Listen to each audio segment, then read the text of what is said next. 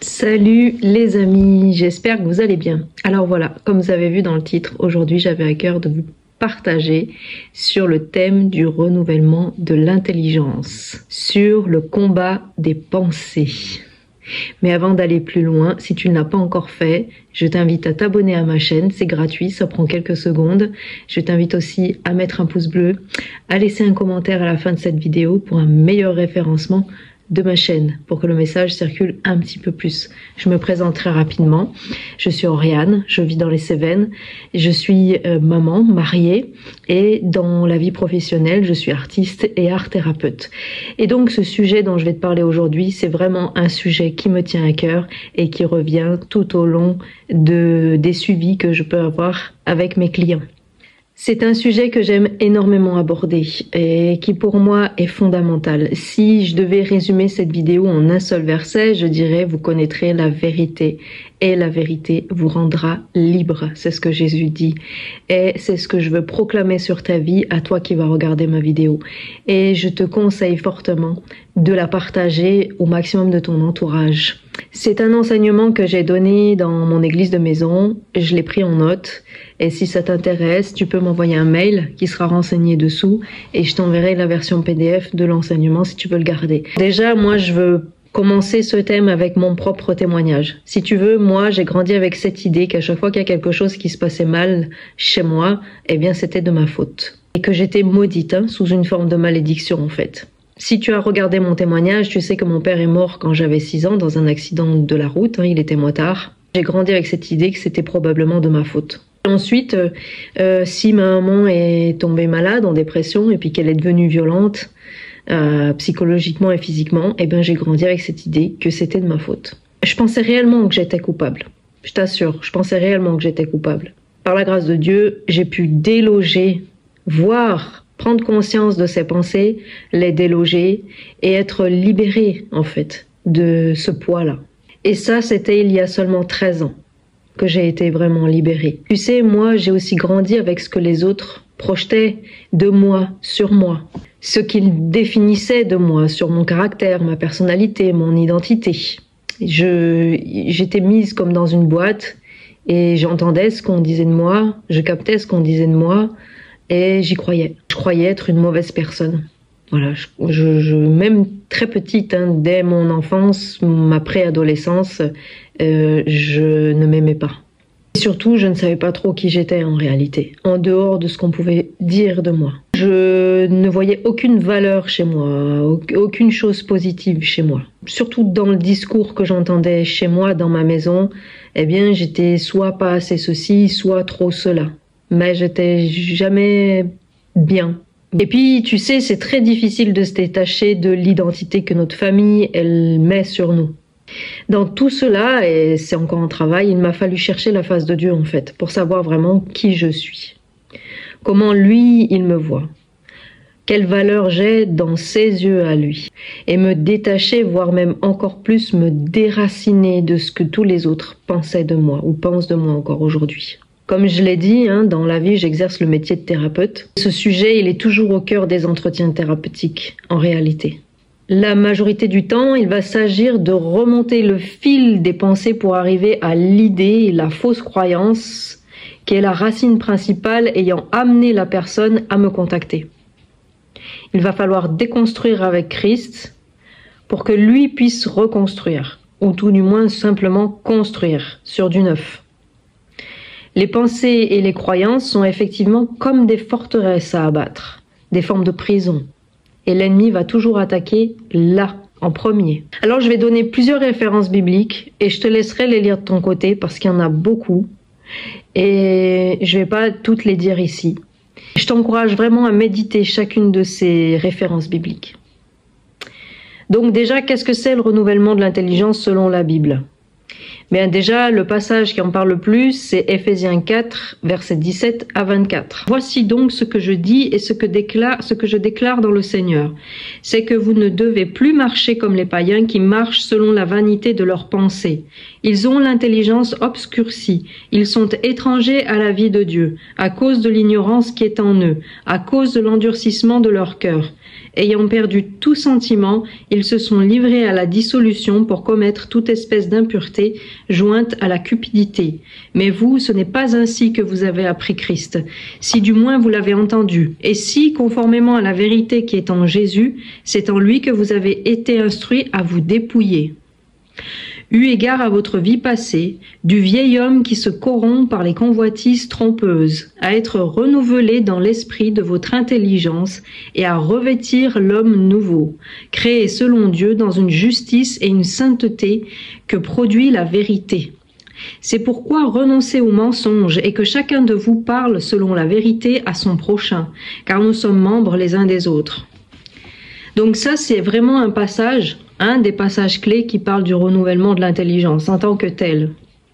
Mais Jésus aussi a parlé de ça, dans Luc 24 au verset 45, où il est écrit « Alors il leur ouvrit l'esprit afin qu'ils comprissent les Écritures ». Donc ça veut dire que, à partir du moment où on reçoit Jésus-Christ dans notre vie, son esprit dans notre vie, eh bien, il nous ouvre l'esprit pour que nous comprenions les choses. Ça veut dire qu'il y a une transformation, un renouvellement de notre intelligence, effectivement. Vous pouvez lire aussi Romains 12, 2, Psaume 119, verset 130, Colossiens 3, 9 à 10 et Philippiens 4, 8. Je ne vais pas le lire ici, mais lisez-les.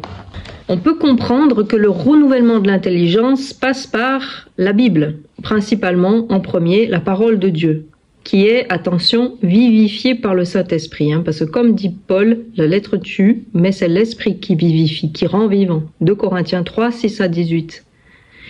Notre transformation, c'est-à-dire notre changement de comportement, est liée à 3 étapes qui sont décrites justement dans Éphésiens 4, versets 21 à 24.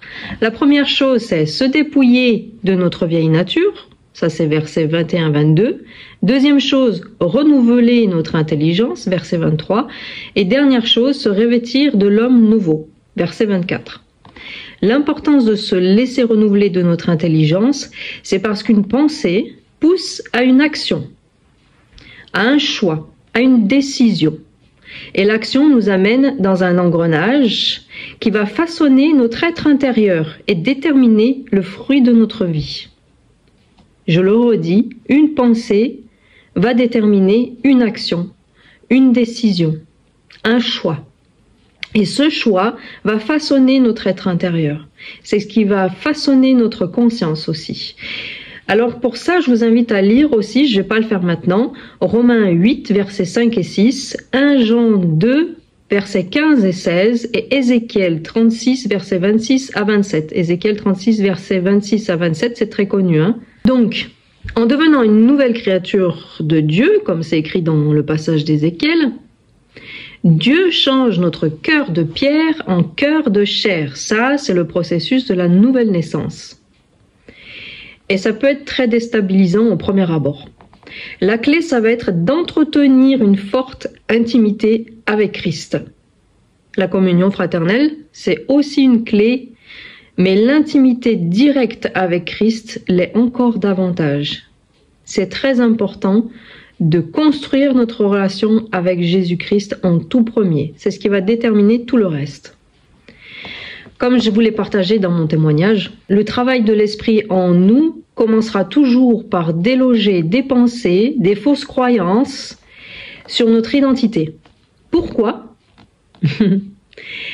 C'est simple. Dès le jardin d'Éden, notre identité, elle a été déformée et elle a changé. Notre nature a changé. En accédant à la nouvelle naissance, on enterre le vieil homme et la nouvelle créature arrive, ainsi qu'une nouvelle intelligence qui se bâtit en intimité avec le Saint-Esprit. Et ce dont je vous parle, c'est aussi physiologique. Ça se passe de manière totalement physiologique dans notre cerveau. D'ailleurs, de manière prouvée scientifiquement, il est établi qu'il faut un minimum de 21 jours pour changer une habitude, de manière définitive. Et ça, vous pouvez l'étudier dans le cadre des neurosciences. Un exemple, une personne qui se dit lève-tard, si pendant 21 jours, elle prend l'habitude de se lever tous les jours à 5 heures du matin, eh bien de manière définitive, elle deviendra une lève-tôt. En fait, c'est une somme de cheminements neurologiques qui vont se déconstruire et d'autres qui vont se créer. Et c'est ce que l'esprit fait aussi avec nous. Dans la Bible, l'homme, il est souvent comparé à un arbre. Un arbre, ça a des racines fortes pour pouvoir tenir debout et suffisamment profondes pour pouvoir produire du fruit. Dieu va venir déloger les anciennes racines, mettre l'arbre à terre, car il ne porte pas les bons fruits, et planter une nouvelle graine pour qu'un arbre sans défaut puisse pousser et surtout porter du fruit. Et ça, Jésus en parle notamment dans Matthieu 12, 33. Et j'aime bien dire ça parce que souvent, moi-même, j'utilise ces images.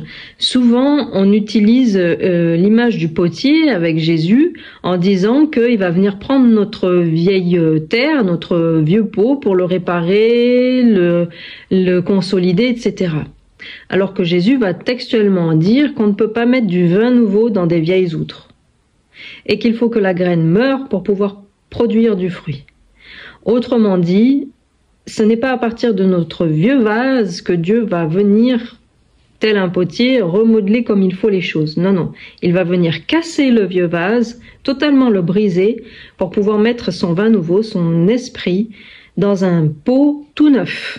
Absolument neuf. Et ça, c'est important de le comprendre. Donc, c'est ce que Dieu va faire pour nous, avec l'aide de son esprit. Il va déconstruire pour bâtir sur des fondations vierges, dès le départ de notre nouvelle naissance. C'est un processus continu, hein? C'est ce que la Bible appelle le renouvellement de l'intelligence. Qui dit fondation dit bâtiment. Les pensées peuvent être vues comme des forteresses, des murs que Dieu va venir ébranler et mettre à terre.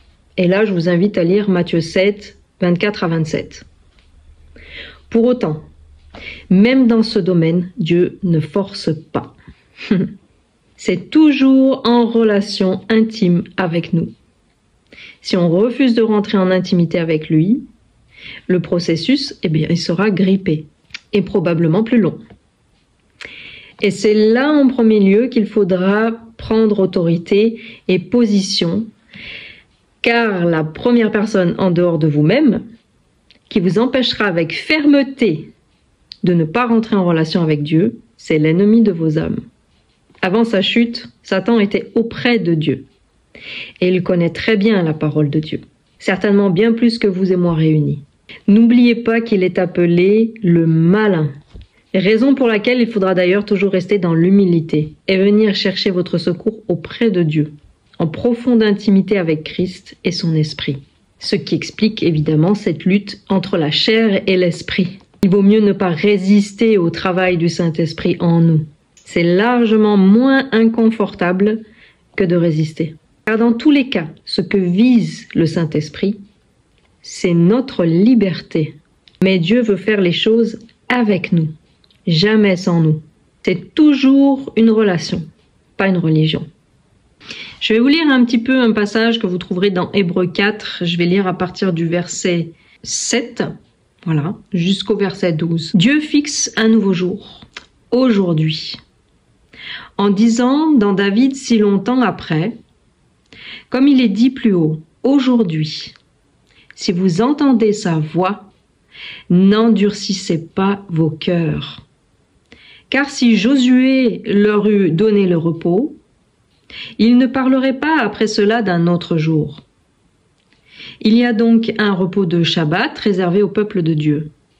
Car celui qui entre dans le repos de Dieu se repose de ses œuvres, comme Dieu s'est reposé des siennes. Efforçons-nous donc d'entrer dans ce repos, afin que personne ne tombe en donnant le même exemple de désobéissance. Car la parole de Dieu est vivante et efficace, plus tranchante qu'une épée quelconque à double tranchant, pénétrante jusqu'à séparer jointure et moelle, âme et esprit. Elle juge les sentiments et les pensées du cœur. Nulle créature n'est cachée devant lui, mais tout est nu et à découvert aux yeux de celui à qui nous devons rendre compte. D'autant que l'ennemi, il aime ce terrain de jeu qu'est celui des pensées et des croyances. Dès le départ, on le voit avec Adam et Ève dans Genèse 3, que je vous laisserai relire. La réponse dans ce processus, je vous le dis tout de suite, sera de se plonger dans la parole de Dieu. C'est la seule apte à vous dire si ces pensées que vous recevez et que vous avez viennent de Dieu ou non. Si elles font partie de la chair, du vieil homme ou si elles viennent de l'ennemi. Et comment reconnaître une pensée qui vient de Dieu, à votre avis? Au fruit. Dans tous les cas, la promesse de Dieu, c'est Ésaïe 43, 2 et 1 Pierre 5, 10. Dans Ésaïe 43, 2, la promesse de Dieu pour nous, c'est « Si tu traverses les eaux, je serai avec toi. Et les fleuves, ils ne te submergeront point. Si tu marches dans le feu, tu ne te brûleras pas. Et la flamme ne t'embrasera pas. Car je suis l'Éternel ton Dieu, le Saint d'Israël, ton Sauveur. » Et dans 1 Pierre 5, 10, il est écrit « Le Dieu de toute grâce, qui vous a appelé en Jésus-Christ à sa gloire éternelle, après que vous aurez souffert un peu de temps, vous perfectionnera lui-même, vous affermira, vous fortifiera, vous rendra inébranlable. » Voilà quelle est la promesse de Dieu pour nous. Concrètement, avec ce que j'ai dit, vous pouvez déjà comprendre qu'il y a 3 catégories de pensées. Donc il y a les pensées personnelles qui nous sont propres, qui viennent de l'âme et qui très souvent sont charnelles, qui ne sont pas renouvelées par l'esprit. D'ailleurs, l'âme en hébreu, ça se dit nefesh et ça désigne une personne, la vie, une créature, l'appétit, l'esprit, un être vivant, un désir, une émotion, une passion. Donc c'est ce qui respire, le souffle, l'âme, l'être intérieur, l'être vivant, ce qui a une vie par le sang. C'est l'homme lui-même, la personne ou l'individu. C'est le siège des appétits, le siège des émotions, des passions. C'est là où il y a l'activité de l'esprit, de la volonté et du caractère. Si l'intelligence, elle est renouvelée, c'est le résultat, et seulement ça, de la communion entre le Saint-Esprit et vous. Et ces pensées, celles de l'esprit, produisent la vie. Si ces pensées, par exemple, elles produisent du repli sur soi, un isolement, une mauvaise estime de soi, du doute, un manque de paix, de l'accablement, de l'orgueil. D'ailleurs, l'apitoiement sur soi, c'est aussi une forme d'orgueil, même si c'est insidieux.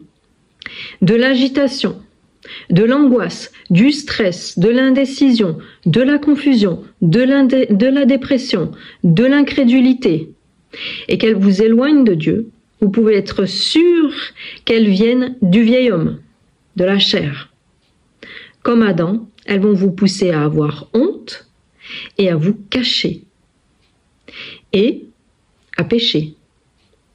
La Bible nous invite à soumettre notre âme et nos pensées, à les dominer, à leur ordonner des choses. Le psalmiste va écrire et chanter « Bénis l'Éternel, mon âme », sans oublier de proclamer la première vérité à voix haute. Et cette première vérité, c'est que le vieil homme n'est plus. Il a été enterré et crucifié avec Christ. Et ce n'est pas avec ce vieil homme que Christ veut rentrer en relation et l'amener à sa stature parfaite, comme le dit Paul. La clé ici à comprendre, c'est que nous sommes devenus les ambassadeurs de Dieu, ayant le ministère d'amener d'autres âmes à être réconciliées avec Dieu. Et ça, vous le trouverez dans Romains 8, 1. Donc la deuxième catégorie de pensées, c'est les pensées qui viennent de l'ennemi. Et des fois, c'est subtil entre les pensées de la chair et les pensées de l'ennemi. C'est pour ça qu'à certains moments, c'est très difficile de distinguer quand c'est l'ennemi qui nous parle ou quand c'est juste nous. Jésus lui-même va dire de l'ennemi, « Le voleur ne vient que pour dérober, égorger et détruire. Moi, je suis venu afin que les brebis aient la vie et qu'elles soient dans l'abondance. » Et donc, voici la clé, vous la trouverez dans Jacques 4 au verset 7. « Soumettez-vous donc à Dieu, résistez au diable, et il fuira loin de vous. Approchez-vous de Dieu, et il s'approchera de vous. » Ça, c'est la clé. Comment Comment Jésus, typiquement, il a résisté au diable dans le désert, ce fameux épisode dans le désert, simplement en proclamant la parole de Dieu. Et le diable a fini par partir. Là encore, on voit la nécessité vitale de connaître la Bible, de s'en imprégner, de la méditer, de la lire. Et moi, je vous conseille fortement de la lire à voix haute. Même si au départ, quand vous la lirez, il y aura des incompréhensions, des doutes et des choses qui vont vous paraître insensées, cela va éloigner l'ennemi. Et ça va permettre à l'homme spirituel en vous de prendre encore plus de place, de se construire. Les pensées de l'ennemi, donc, viennent dérober la vérité principalement. Elles viennent faire douter de la vérité. Elles viennent pour détruire la vérité. Elles viennent pour vous rendre orgueilleux, pour vous manipuler, pour vous emprisonner, pour vous condamner, pour semer la division et la rébellion, et faire en sorte que vous ayez des dieux étrangers, comme idoles, et que vous soyez voués à ces idoles. Donc, les idoles, c'est tout ce qui prend la première place avant Dieu.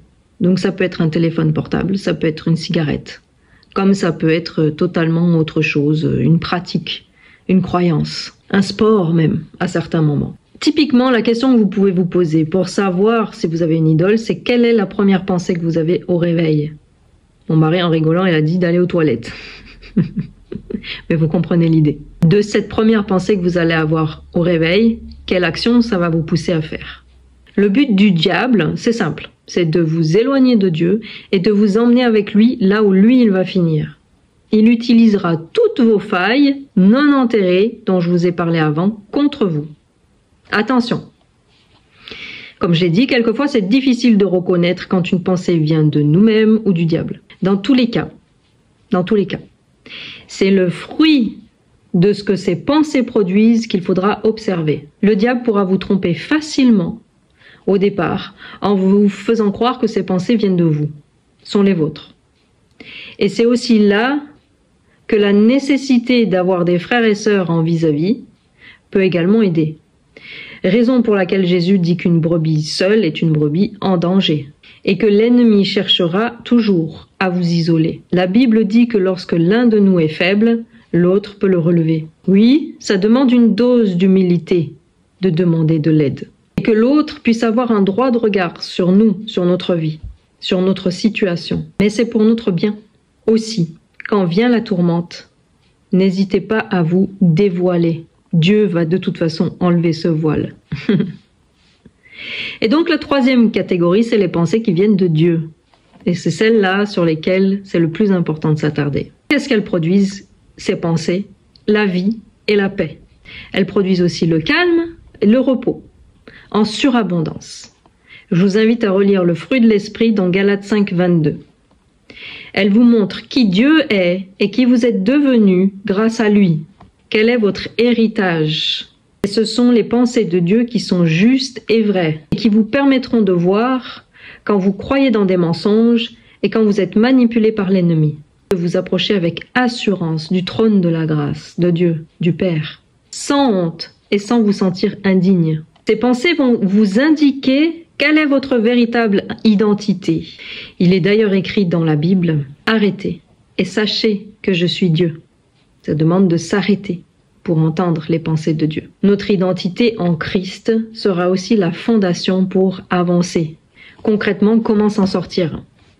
J'ai élaboré une sorte de plan d'attaque. La première chose que je vous dirais, sachant que c'est un cercle vertueux, ça va se terminer sur un point, mais ce dernier point peut aussi être le premier, etc. Moi, je dirais déjà, en premier lieu, l'adoration. Paul dit d'assujettir notre chair, ce qui nous pousse à adorer Dieu de toute son âme, de toutes ses pensées, de toute sa force. Ce qui est d'ailleurs le premier commandement et le plus important. Ensuite, connaître Christ, ses pensées, son caractère et tendre à lui ressembler, ce qui implique de passer du temps avec lui. Donc le caractère de Christ, vous pouvez le trouver dans la Bible. Galates 2:20, Galates 5:22. On peut aussi dire qu'il est plein de compassion, de miséricorde, qu'il a un esprit de serviteur, qu'il est bon, qu'il est soumis au Père, qu'il est obéissant, qu'il pardonne, qu'il est honnête, qu'il est intègre, qu'il est le prince de la paix, et en même temps qu'il est fort, et en même temps il est doux, il est plein d'autorité, il est humble, il est patient, il est persévérant, il n'y a pas de crainte en lui, et il est dans l'amour, il a un esprit d'encouragement et de reconnaissance, de louange, etc., etc. Je vous donne juste quelques attributs, mais concrètement, lisez votre Bible et votre liste, elle va s'agrandir. Ensuite, prendre position dans la victoire. Et ça, c'est très important. Pour avoir la victoire sur Satan et ses mensonges, il faut savoir que Satan est déjà vaincu. Et c'est la raison pour laquelle il cherchera toujours à vous détruire.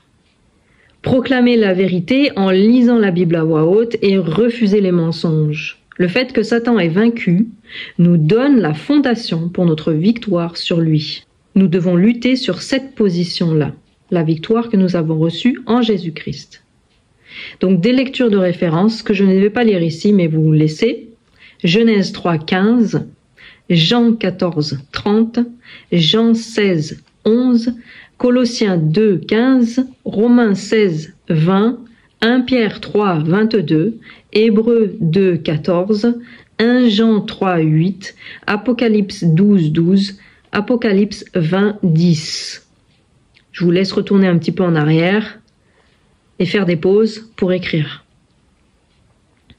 Nous sommes assis dans les lieux spirituels avec Christ et nous avons reçu toute autorité, comme c'est écrit dans Éphésiens 2:6. Ensuite, demandez à Dieu le vouloir et le faire, sachant que l'Esprit va nous le donner. Vous pouvez lire Philippiens 2:13. Souvent, dans le combat, on se sent démuni, incapable, faible, dans l'impossibilité de prier, de lire la Bible, de parler en langue, etc. Et c'est justement le bon moment de se lever et de prendre position et de demander à Dieu l'envie de faire. Ensuite, aspirer aux dons les meilleurs et les pratiquer. 1 Corinthiens 12:31. Dans le renouvellement de l'intelligence et le combat des pensées, le parler en langue est à utiliser sans aucune modération. D'ailleurs, Paul disait qu'il parlait en langue plus que tout autre. Vous pouvez le trouver et le lire dans 1 Corinthiens 14, verset 8. Ensuite, remplir son esprit de ce qui est bon. C'est un peu comme les lois de la nature. La nature ne supporte pas le vide. Quand on vient de déloger des fausses croyances et des pensées, et de les refuser, de les chasser, d'y renoncer, il est vital de les remplacer par celles qui viennent de Dieu et que l'on retrouve dans la parole. Je vous laisse lire Osée 4, verset 6. Les proverbes, par exemple, nous enseignent que la passivité produit la pauvreté. Et ça, ce n'est pas seulement au niveau matériel, mais surtout au niveau spirituel. Je vous laisse lire Éphésiens 4 et 2 Corinthiens 10, versets 4 et 5. Ensuite, autre élément fondamental dans ce plan d'attaque, revêtir l'armure de Dieu que vous pouvez relire ou lire dans Éphésiens 6 au verset 10. La vérité, la droiture, le zèle pour annoncer l'évangile, la foi, le salut et la parole de Dieu. Et enfin, ne pas rester seul, comme je l'ai déjà dit.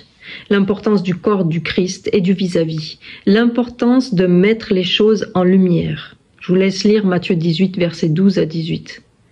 Nous ne sommes pas faits pour vivre les choses seuls. Enfin, renoncer aux œuvres mortes et pratiquer les œuvres prévues d'avance par le Saint-Esprit. En navigation, ça je l'ai appris en faisant cet enseignement, le bateau il est composé d'œuvres vives et d'œuvres mortes. Les œuvres vives, ce sont les parties du bateau qui sont sous l'eau. Ce sont celles sur lesquelles le bateau s'appuie pour naviguer. Donc je répète, les œuvres vives sont la partie du bateau qui sont sous l'eau. Ce sont celles sur lesquelles le bateau s'appuie pour naviguer. L'eau, dans la parole, c'est le Saint-Esprit. Il faut être en dessous du seuil de flottaison. Les œuvres mortes, quant à elles, sont les parties de la coque du bateau qui se situent hors de l'eau. Elles créent du volume dans le bateau, mais ne servent pas à faire naviguer le bateau. Dans la Bible, les œuvres mortes sont celles produites par la chair, l'homme livré à lui-même. Galates 5, 19 à 21, 24 à 25, Romains 8, verset 6 et 8, verset 12 à 13. Un temps de renoncement et de refus est à faire. En confession, c'est encore mieux. À voix haute, renoncer à la peur, par exemple, aux esprits de rejet, d'abandon, à l'esprit orphelin, aux sentiments d'injustice, d'infériorité, de religiosité, d'égoïsme, de narcissisme, tout ce qui n'est pas conduit par l'amour, etc., etc. et pratiquer les œuvres de l'esprit. Là, je vous laisse toute une série de références. 1 Corinthiens 6, verset 19. Pareil, mettez pause, notez. Éphésiens 5, verset 8. 1 Pierre 1, 14 à 16. Et 1 Pierre 1, 18 à 20. Colossiens 1, verset 21 à 22.